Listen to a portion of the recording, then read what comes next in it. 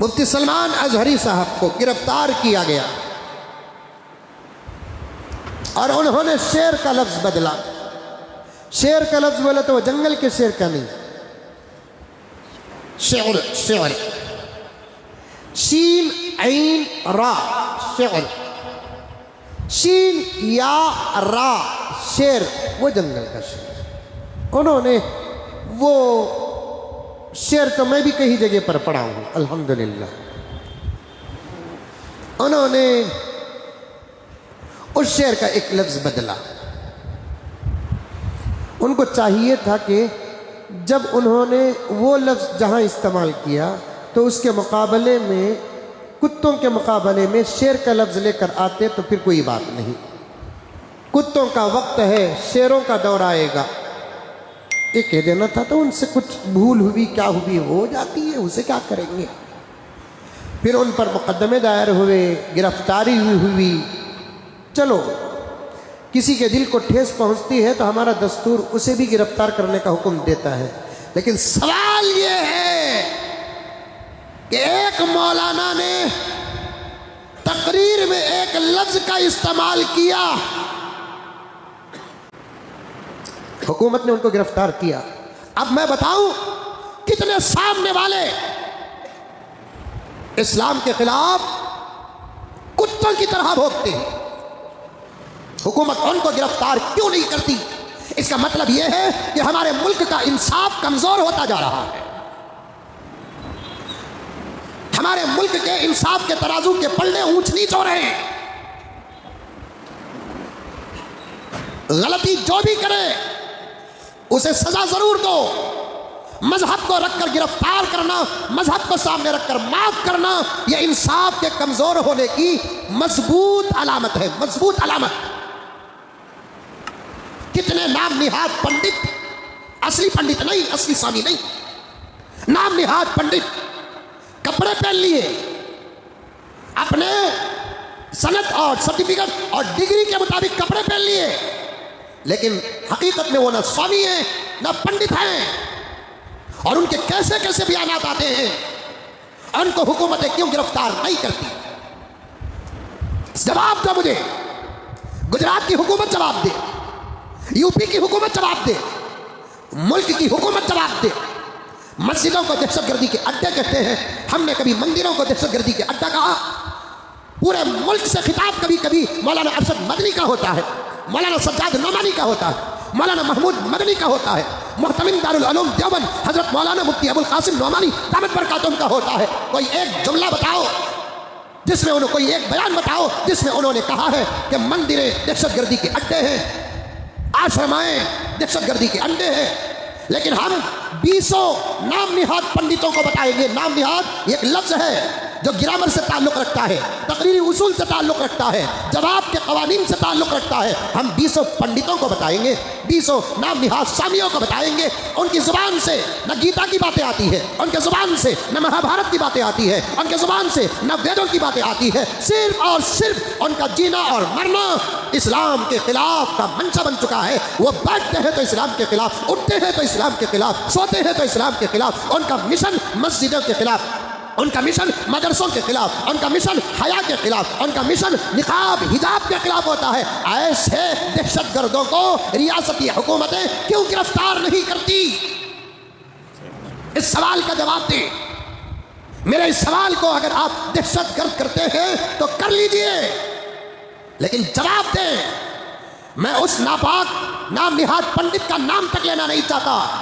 मुझे डर है कि उसका नाम लूं तो मेरी जुबान गंदी हो जाएगी। वो बारहा कहता है हमारे पवित्र कुरान के बारे में गंदी किताब। क्या ये बातें रियासती सीएमओ को सुनिए ही नहीं देती? कुरान को गंदी किताब कहता है। अब हमको कहना पड़ता है, तुम्हारे सवाल का जब हम जवाब देते हैं तो कानून मेरा साथ देता है। यार बात है कि तुम्हारी लाठियां जुल्म के मुताबिक उठती है तो हम मजबूर हैं, तुम्हारा खलम जुल्म के मुआफिक चलता है तो हम मजबूर हैं, तुम्हारी गोलियां मजलूम की तरफ चलती है तो हम मजलूम हैं। लेकिन जब जवाब होता है तो कानून हमारा साथ देती है। कुरान पाक को गंदी किताब कहते हैं, पकड़ना चाहिए। जब कुत्तों का वक्त है, हमारा दौर आएगा। इस लफ्ज को पूरे मजहब पर डालकर मुल्क के अमन और शांति को खराब करने की नाकाम कोशिश करते हैं। तो इस मुल्क में सिर्फ हिंदू मजहब वाले ही नहीं, इस मुल्क का एक अटूट हिस्सा मुसलमान भी हैं।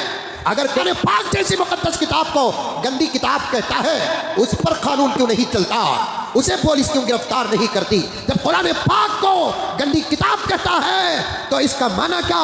मुल्क के 30 करोड़ मुसलमानों का दिल टूटता है। क्या इसका लिहाज सरकार नहीं करती? क्या इसका लिहाज रियासती हुकूमतें नहीं करती? ये कानून बना दो, कोई मजहबी किताब के बारे में कुछ नहीं कहेगा, कोई मजहब के खिलाफ में कुछ नहीं कहेगा, ना सवाल ना जवाब, कोई किसी धर्म को कुछ नहीं कहेगा। अरे हमने आज तक सीता अम्मा के शान में गुस्ताखी नहीं की, हमने आज तक राम जी के बारे में गुस्ताखी नहीं की, हमने आज तक हनुमान के खिलाफ में कोई जुमला नहीं कहा। लेकिन इसी मजहब के कुछ लोग जिनका उनके मजहब से भी ताल्लुक नहीं है, हमारे प्यारे नबी, हमारे पवित्र नबी, हमारे साफ नबी, हमारे सच्चे नबी, हमारे अच्छे नबी, गूगल की दुनिया में जाओ, टाइप करो दुनिया का सबसे सच्चा इंसान कौन है, नाम आएगा मोहम्मद। दुनिया का सबसे प्यारा इंसान कौन है, नाम आएगा मोहम्मद। दुनिया का सबसे बाअखलाक इंसान कौन है, नाम आएगा मोहम्मद। जाओ अमेरिका का सैर करके आओ, यूरोपीय ममालिक का दौरा करके आओ। ये ईसाई ने दुनिया के 100 मुकद्दस इंसानों की हिस्ट्री को जमा करता है, सबकी जिंदगी पर रिसर्च करके पहला नंबर देता है। वो पहला नंबर कौन और नहीं, वो मेरा और आपका नबी मोहम्मदुर रसूलुल्लाह। और ये भी मैं कहता हूँ, वो ईसाई द 100 किताब लिखकर पहला नाम मेरे नबी को देता है, पहला नंबर मेरे नबी को देता है। इससे मेरे नबी की फजीलत बढ़ती नहीं, उससे कई दूर मेरे नबी का मकाम है। उस नबी के शान में गुस्ताखी की है, आज भी कर रहे हैं, आज भी कर रहे हैं, आज भी कर रहे हैं। उसकी 11 शादियों की जिंदगी को उठाकर मेरे आका की जिंदगी पर कितना मजाक कर रहे हैं, ला हौल वला कुव्वत इल्ला बिल्लाह। लेकिन इसीलिए किसी ने बहुत अच्छा जुमला कहा, जवाब देने का जब वक्त ना हो तो ना दो, वक्त जवाब देगा। जवाब देने का जब मुनासिब वक्त ना हो तो जवाब ना दो, वक्त जवाब देगा। मुझे बताने की जरूरत नहीं है क्योंकि जखीरा है, मेरे मोबाइल में किताबों का अंबार है और हालात भी मैंने इसे नोट करके रखता हूं ताकि वक्त आने, लेकिन तलाश करने में वक्त लगता है। मेरे नबी की पवित्र जिंदगी और मेरे नबी के शान में कितनी गुस्ताखियां कर रहे हैं। इस मुल्क का सबसे ज्यादा सबर करने वाला मजहब अगर कोई है वो मुसलमान है। मुसलमान कुरान के बारे में इतनी गंदी बातें आज भी कर रहे हैं, उनको गिरफ्तार हुकूमतें क्यों नहीं करती? और एक वजह भी है, मैं बताऊंगा इंशाअल्लाह ताला। खुदा मेरे जहन में बात महफूज रखे। मेरे कुरान पर, आसमान से उतरने वाली किताब पर, हर किताब के लिखने वाले का नाम किताब के अंदर होता है, लेकिन कुरान पाक के इधर का सफ़ा उठाकर देखो कि इधर का सफ़ा उठाकर देखो, कौन किताब लिखा उसका नाम नहीं लिखा हुआ होता है। मेरी बात को बड़ी गहराई में जाकर समझो मेरे प्यारों।